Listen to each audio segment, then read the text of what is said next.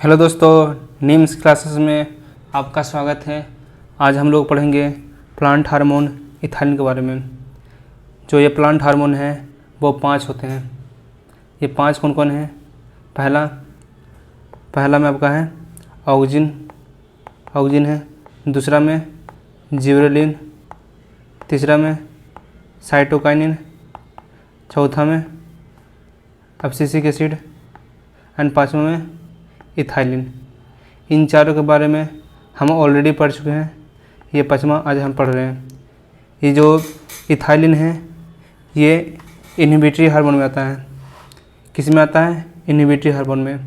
और ये जो फर्स्ट तीनों हैं ये प्रोमोटरी में आते हैं, और ये एब्सिसिक एसिड और इथाइलिन ये इनहिबिटरी में आते हैं। और याद रखिएगा, ये जो इथाइलिन है एक गैसेस हार्मोन है। इथाइलिन एक गैसेस हार्मोन है ना। और ये जो इथाइलिन है ये प्रोमोटरी और इनहिबिटरी दोनों में फिट करता है। प्रोमोटरी और इनहिबिटरी हार्मोन दोनों फिट करता है, पर यह मेजरली इनहिबिटरी में आता है। मेजरली किस में आता है? इनहिबिटरी में आता है। मेजरली इनहिबिटरी में आता है, इसलिए इसको इनहिबिटरी हार्मोन बोलते हैं, है ना।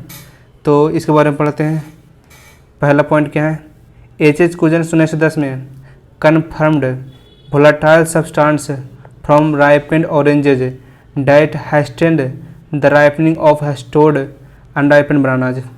मतलब इनका बोलने का था मतलब यही था कि पके हुए ऑरेंजेस को अनराइपेंड बनाना के साथ रखा गया, तो देखा गया था कि ये जो अनराइपेंड बनानाज हैं ये पक गए थे, यानी कि राइप हो गए थे, है ना। तो इनका बोलने का मतलब ये था। ये कब हुआ था? 1910 में, है ना। अब चलते हैं नेक्स्ट पॉइंट, है ना। Ethylene produce by. इथाइलिन कहाँ से प्रोड्यूस होता है? तो पहला टिश्यूज अंडरगोइंग सेनेसेंस। इथाइलिन वहाँ से प्रोड्यूस होता है जहाँ पर टिश्यू जो है अंडरगोइंग सेनेसेंस जहाँ होते हैं, सेनेसेंस जहाँ होते रहते हैं वहाँ से ये इथाइलिन प्रोड्यूस होता है। जैसे में ये जो फल होते हैं, फल के जो आउटर वाले जो लेयर होते हैं वो सेनेसेंस स्टेज में चल जाते हैं, इसलिए इथाइलिन प्रोड्यूस होता है ना। इथाइलिन कारण होता है ये। इथाइलिन और भी फल को और तेज पकाता है ना। ये अब इथाइलिन तो पहला हो गया टिश्यू अंडरगोइंग सेनेसेंस प्रोड्यूस होता है। दूसरा में राइपेंड फ्रूट से प्रोड्यूस होता है। अभी मैंने बताया कि राइपेंड फ्रूट से प्रोड्यूस होता है ना। राइपेंड फ्रूट से प्रोड्यूस होता है ना। अब आगे अगला क्या है? हॉरिजॉन्टल ग्रोथ ऑफ सीडलिंग कराता है। इथाइलिन क्या करता है? हॉरिजॉन्टल ग्रोथ ऑफ सीडलिंग का हॉरिजॉन्टल ग्रोथ करवाता है ना। और चौथा पॉइंट क्या है? Swelling of axis and apical hook formation. Swelling of axis कराता है। Swelling of axis and apical hook formation. Axis का स्वेलिंग करवाता है ना। और एपिकल हुक फॉर्मेशन करवाता है ना। तो ये हो गया। अब चलते हैं अगला। इथाइलिन प्रोमोट सेनेसेंस मतलब बुढ़ापा को ये प्रमोट करता है, इसलिए इसको इनहिबिटरी में रखते हैं। बुढ़ापा को प्रमोट करता है, सेनेसेंस को प्रमोट करता है, एंड एब्सिशन को भी प्रमोट करता है ना। स्पेशली कहाँ? लीव्स एंड फ्लावर में। यानी कि इथाइलिन जो है ये बुढ़ापा को और एब्सिशन को दोनों को प्रमोट करता है। किसमें? लीव्स एंड फ्लावर्स में। लीव्स एंड फ्लावर्स में इथाइलिन, है ना, सेनेसेंस एंड एब्सिशन करवाता है ना। अब चलते हैं आगे। Ethylene enhance respiration rate during ripening of fruits. जब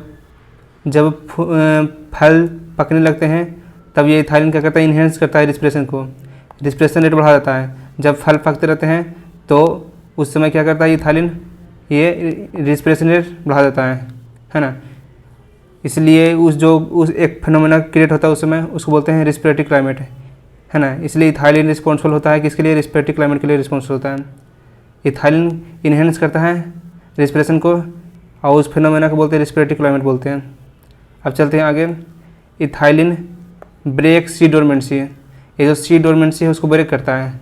सी डोरमेंसी एक इनएक्टिव स्टेज है ना। सी डोरमेंसी एक इनएक्टिव स्टेज है। अगर बात मतलब इन्वायरमेंट में, है ना, या किसी भी तरह का ऐसा कंडीशन क्रिएट हो गया जिससे कि सीड को दिक्कत हो जाए आगे, इसलिए उसको ये क्या करता है? ये सीड क्या करता है? अपने आप को बचाता है ना।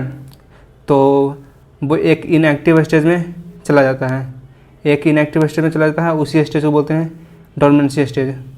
डोरमेंसी स्टेज में चला जाता है, और यही डोरमेंसी स्टेज को तोड़ने का काम कौन करता है? इथाइलिन करता है। डोरमेंसी स्टेज लाने का कौन काम करता है? एब्सिसिक एसिड करता है। एब्सिसिक एसिड डोरमेंसी स्टेज लाता है, पर इथाइलिन उसको तोड़ता है ना। इथाइलिन इनिशिएट जर्मिनेशन इन पीनट्स सीड्स, है ना। इथाइलिन याद रखेगा, इथाइलिन क्या करता है? इनिशिएट करता है जर्मिनेशन इन पीनट्स सीड्स। पीनट सीड्स में जर्मिनेशन को इनिशिएट करता है ना, शुरुआत करता है। स्प्राउटिंग ऑफ पोटैटो ट्यूबर्स, अगला क्या है? Sprouting of potato tubers. Potato tubers से स्प्राउटिंग करवाता है ना। स्प्राउटिंग मतलब एक तरह का ग्रोथ ही हो गया, है ना। तो पोटैटो ट्यूबर्स में क्या कहते हैं? पोटैटो में ट्यूबर्स का ग्रोथ करवा रहा है एक तरह से, है ना। तो इथाइलिन क्या कराता है? स्प्राउटिंग ऑफ पोटैटो ट्यूबर्स, याद रखेगा।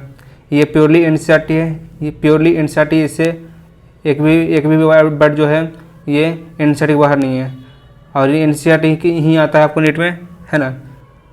समझे ना। चलते हैं आगे। Ethylene promote rapid internode elongation.